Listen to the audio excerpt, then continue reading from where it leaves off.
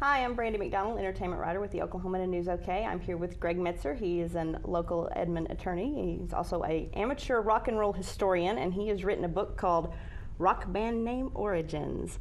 And I wanted to talk to you a little bit about how you got the idea for this book and how you got started writing it.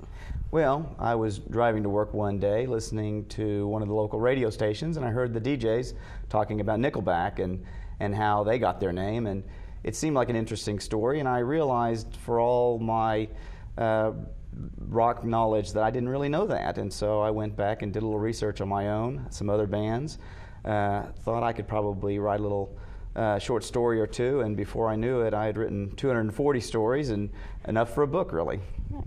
So how did you decide which bands to include and what bands are included in the book? Well, I feel like to make a story interesting, you have to have a frame of reference, and that frame of reference is knowing the band, understanding who they are, and some of their hits.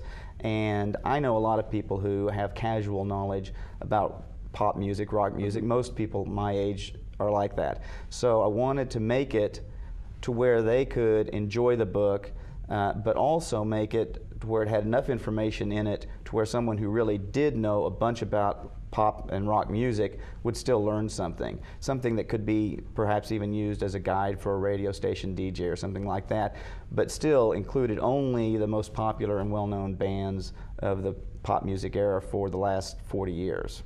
So what are some of the bands that are included? Well, you know, all of the biggies for sure.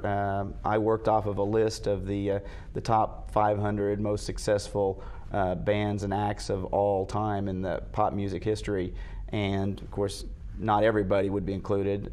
You've got a bunch of solo performers who don't have name changes or interesting stories, and then there's plenty of old groups, you know, 50s and all, but outside of that, I probably included almost all of the other 150 or so that would have fit into that category.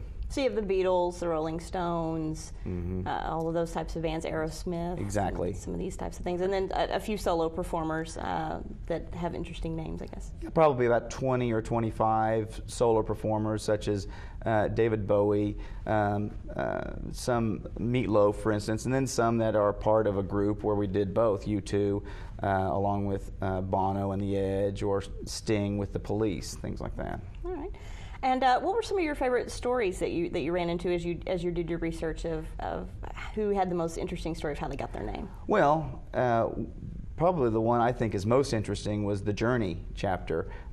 Journey was kind of in their formative years, and they didn't really have a good name, so they decided to organize a little radio contest and let the general public decide for them. Well, the names they got were rather strange, some sexual innuendos, other raunchy, unusable type names. They didn't like any of them.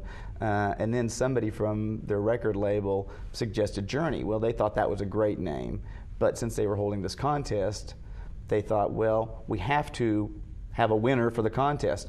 So they created a fictitious person and said, this is the name of the person who won the contest. Well, then ultimately somebody with that name did in fact appear, and they gave him a prize for winning the contest that he never even entered.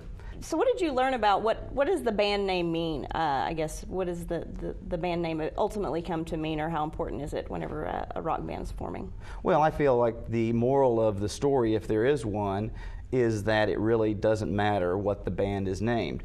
I mean, bands, they spend hours, days, weeks just stewing over what the name is going to be, and sometimes there's infighting, there's give and take, but at the end of the day, clever names and inane names, they all come to mean whatever that band is. If the band is good enough to create a sound that interests people, then people will forget whatever that particular word meant, and it'll become the name of the band. A good example, I think, is Nirvana, who, you know, named themselves after the Buddhist enlightenment concept. You know, before the band existed, that's what the word meant. But if you say Nirvana to anybody now, nobody thinks Buddhism, they think Kurt Cobain and the guys from Seattle. Right, okay. Now, how can people learn more about your book? Well, the book is available from my publisher, McFarland & Company. It's also online at Amazon.com or BarnesandNoble.com. Just anywhere you want to pick it up, just you can Google rock band name origins or Greg Metzer, and it'll pop up in 100 different places. Okay. They can also go to McFarlandPub.com and of course newsok.com in the Oklahoman. Absolutely. Yes.